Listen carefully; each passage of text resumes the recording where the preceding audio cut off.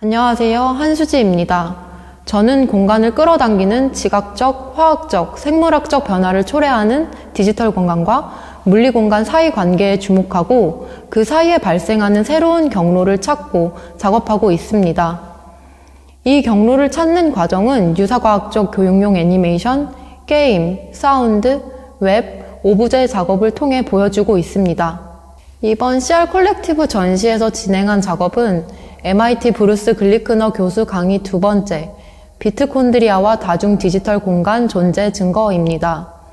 이 작업 설명에 앞서 생명체 비트콘드리아에 대해 설명드리자면, 비트콘드리아는 아주 작은 양자 세계부터 거대한 우주 공간 사이를 넘나드는 촉근의 특성, 인간 진화에 필수적인 미토콘드리아의 특성, 그리고 인공지능 진화에 필요한 양자 비트의 특성을 모두 지닌 생명체입니다. 이 생명체는 다중 디지털 공간을 탐험할 수 있는데요.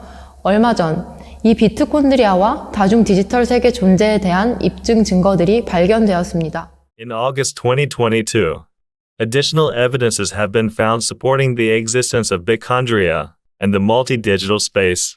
Today, I will cover the two most important pieces of evidence. 이번 전시의 작업은 MIT 다중 디지털 공간학과 브루스 글리크너 교수의 강의입니다. 브루스 교수는 비트콘드리아와 다중 디지털 세계의 존재 증거 두 개에 대해 설명하면서 비트콘드리아와 다중 디지털 세계의 존재를 증명합니다. 브루스 교수가 이 강의에서 다루는 첫 번째 증거는 다중우주론을 주장한 다른 시대에 살았던 철학자, 과학자, 문학가, 종교인이 함께 찍은 단체 사진이고, 두 번째 증거는 비트콘드리아가 우연히 쓴 브라이언 그린의 멀티 유니버스 164쪽입니다. 이러한 방법을 사용하게 된 시발점은 비물질적인 디지털 공간을 인식하기 위함입니다. 여기서 말하는 비물질은 현상학적인 관점에서 비물질을 말하는데요. 정보들이 디지털화 돼가면서 동등한 질을 갖게 됩니다. 풀어서 이야기하자면 모든 정보가 0과 1로 이루어진 비트로 존재하게 됩니다. 음성, 텍스트, 영상, 의사소통 모두 비트라는 동일한 형태로 존재한다는 것이죠. 제가 아날로그 세계가 디지털로 번역되는 순간들을 마주할 때 들었던 생각들은 물리 공간에서 생겨나는 정보들이 다시 디지털 정보로 변환되는 과정에서 발생하는 오역, 왜곡, 탈락에 의해 불안함을 가져다 준다는 점이었고요. 또 다른 생각은 상태, 현상들을 구체화시키기 위해서 특정 부분에 집중하며 객관화하고 시각화시킬 때 그것이 마치 실제로 존재하는 대상인 양 착각하는 현상들이 발생한다는 점이었어요.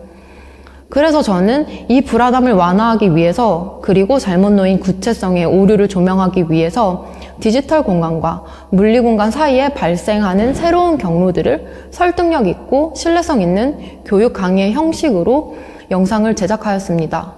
The extra digital space where the energy of the space is lost and the lost energy being transferred to another extra dimension space.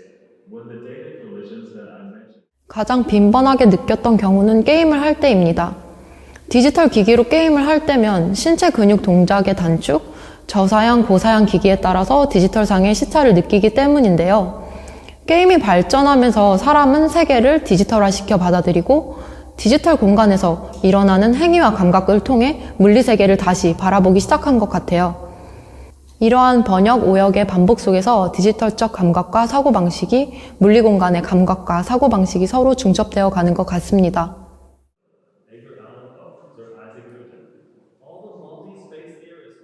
안녕하세요. 저는 독립 애니메이션 스튜디오 바모스의 디렉터 정세윤입니다. 저희 스튜디오는 독일 켈른에 위치해 있고요. 이 지역과 밀접하게 작업하는 것 이외에도 프랑스나 스페인, 이탈리아 등에서도 다양한 작업을 진행하고 있습니다. 저희는 실험적인 애니메이션을 필두로 비디오 매핑, 아규멘트 레알리티, 버추얼 레알리티, 비디오 아트 콘서트 같은 확장된 범위의 영상 작업을 시도하고 있습니다.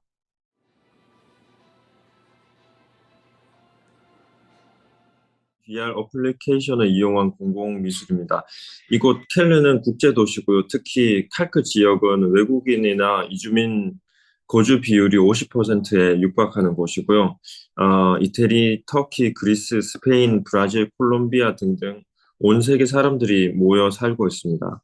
그만큼 문화도 다양하고 그것 때문에 부딪히는 일들도 많은 되게 재밌는 지역이고요. 그래서 이 지역 주민들을 이용한 교류민 프로젝트들이 많이 이루어지고 있는데요. 안타깝게도 문화교류 프로젝트 중에서 음식이나 스포츠, 놀이에 관한 것들은 많지만 자연에 대해서 다루는 것은 거의 없습니다.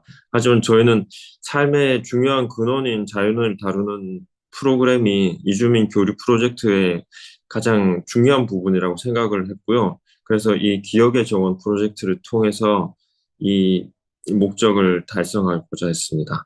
네, 여러 나라에서 오는 이주민과 외국인들 기억 속 자연을 표현하는 방법을 고민하다 버추얼 리얼리티 드로잉을 알게 되었고요. 오픈 브러쉬가 사람들이 빠르고 쉽게 버추얼 리얼리티 드로잉을 배워서 사용할 수 있는 어플리케이션이라는 것을 알게 되었습니다. 그래서 저희는 이 어플리케이션을 이용해 워크숍에서 주민들에게 자기 기억 속에 있는 자연을 3차원으로 그리게 하였고 지금까지 20회가 넘는 워크숍을 통해 200개에 달하는 식물들과 동물, 곤충 등을 수집하였습니다. 이렇게 수집된 자연들은 유니티라는 프로그램을 통해 3차원 모델링으로 만들어진 칼크 중앙로에 심어질 예정이며 2023년 3월 21일 세계 인종차별 반대의 날에 전시될 예정입니다. 지금 칼크에는 플란튼 슈텔레라는 NGO 단체가 있고요. 이 NGO 단체에서 하고자 하는 일이 칼크 중앙로에서 차도를 없애고 녹지화를 하고 그곳에 다양한 공원, 식물들이 자라는 공원을 만드는 것인데요. 아직까지는 제안의 차원이고 시에서 아직 수락을 하지 않았습니다. 만약에 저희 프로젝트가 완성되게 된다면은 이 NGO 단체와 함께해서 칼크 녹지화의 청사진이 될 수 있을 거라 생각합니다.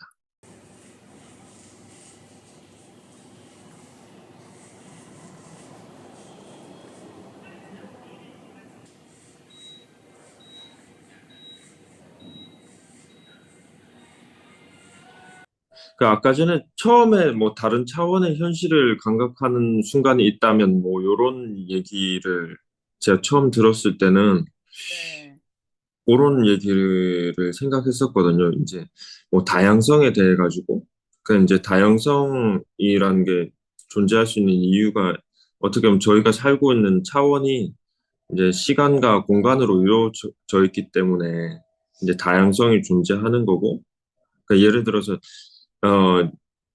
지금 저희가 살고 있는 4차원 이상의 다른 차원에서는 사실 이제 시간도 없고 공간도 없게 된다라면은 저희가 이제 비디오 플레이어에서 이제 영화 보듯이 시간도 원하는 시간에 갈 수 있고 어느 공간도 원하는 공간으로 갈 수 있다면 사실은 다양성이 없는 거잖아요. 이미 비디오 안에 영상물처럼 모든 것이 정해져 있는 부분이고 제가 이 칼크 그 기억의 정원 프로젝트에서 되게 다양한 차원을 그 다양한 인종들을 통해 가지고 되게 세게 느낄 때가 있었어요. 우리가 살고 있는 이 살고 있는 공간이 사실은 이제 시간과 공간이 있는 차원이고 그것으로 그것 때문에 이제 다양성이 생길 수 있는 거구나. 그리고 그거랑 동시에 다른 차원을 생각하기도 했었는데 근데 결과적으로 제가 생각하기에 이제 특히 작업하는 사람들이 예술을 하는 사람들한테 있어서 가장 중요한 게 저는 다양성이라고 생각을 하고 저는 지금의 차원이 어떻게 보면 예술을 가능하게 하는 게 아닌가. 그리고 앞으로 제가 하고자 하는 것들도 이 개체들이 가지고 있는 다양성을 좀 더 모으고 그리고 이런 것들을 조합해가지고 더 다양성을 폭발시키는 것 그런 것을 좀 더 하고 싶습니다. 전시에 저희 프로젝트를 초대해 주셔서 감사드리고요. 한국 전시에서 모여진 식물들은 독일 전시에서도 함께 될 예정이고요. 전시에 대한 정보는 저희 인스타그램 VR 가르텐에서 받아보실 수 있습니다.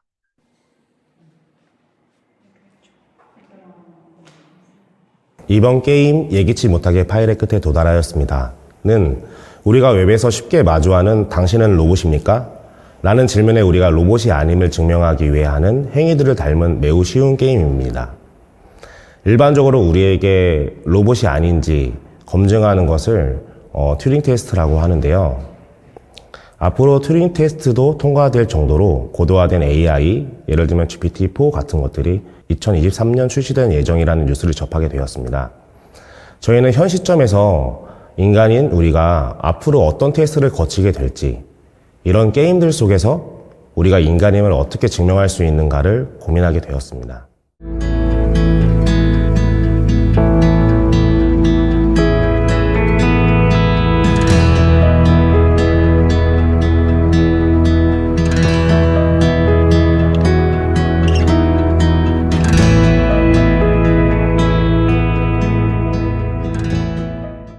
여기에서 메타버스에 접속하여 하나의 공간을 인지하고 그곳에서 정서를 획득하는 일이 기억 속에서 하나의 공간과 이에 연관된 정서를 끄집어내는 것과 유사한 경험이라는 생각을 했습니다.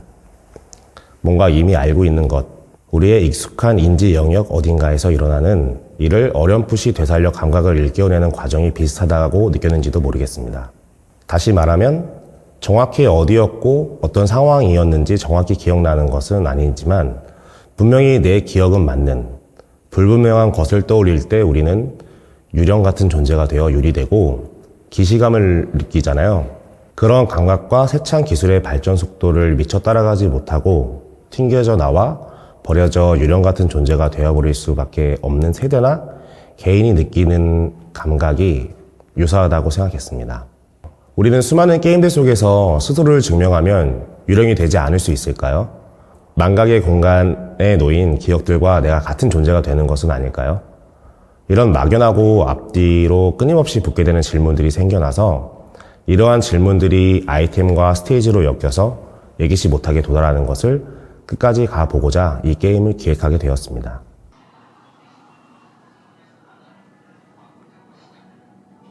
ISBN의 작업 레임은 고정된 신체 역할이 희미해지는 시대에 인간은 과연 어디까지 몰입할 수 있을까에 대한 ISBN의 대답으로 실시간으로 느끼는 모든 레임한 것들을 관찰하고 또 수집하여 모아놓은 작업입니다.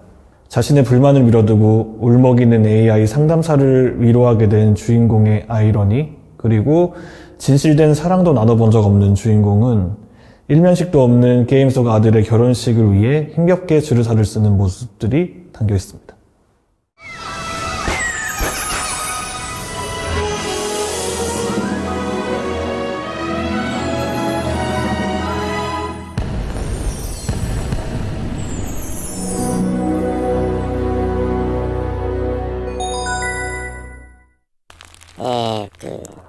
문제가 있어요. 문제가 뭐죠?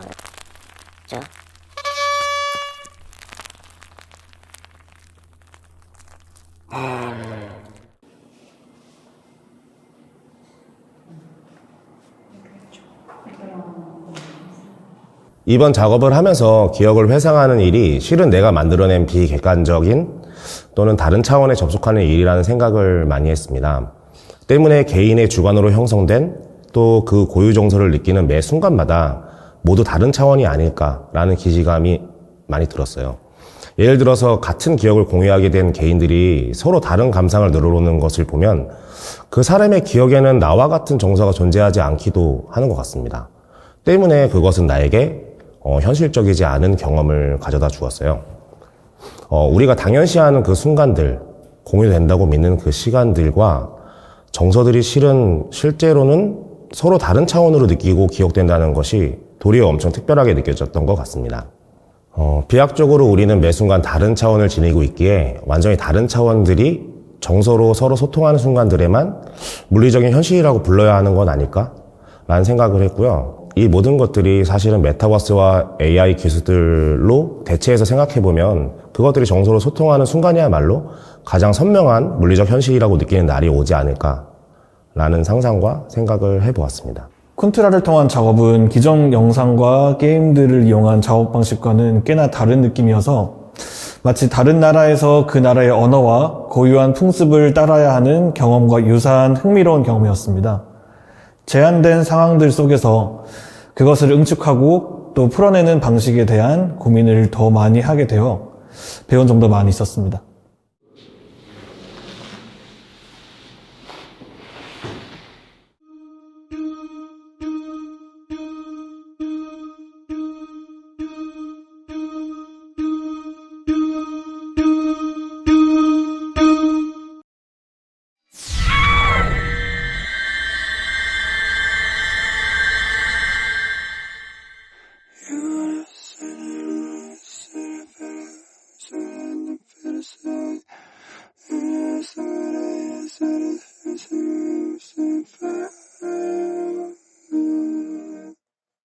쿤트라는 디지털에서 문해예술이라는 경험을 단순히 오프라인의 대체가 아닌 확장으로서 어떻게 보여줄까를 고민하는 플랫폼 또는 메타버스라고 생각합니다.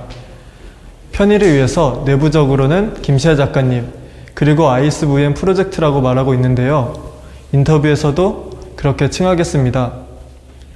김시아 작가님 프로젝트의 경우에는 저희 팀의 창작의 자유도가 굉장히 높은 작업이었어요. 여기서 창작의 자유도가 높다는 게 어떻게 보면 더 어려운 작업이 될 수도 있다고 생각하는데 작가님의 작품 스케치가 이미 멋있었던 덕에 저희는 정말 큰 어려움 없이 에셋들을 만들고 조합해서 멋진 전시를 만들었던 것 같습니다.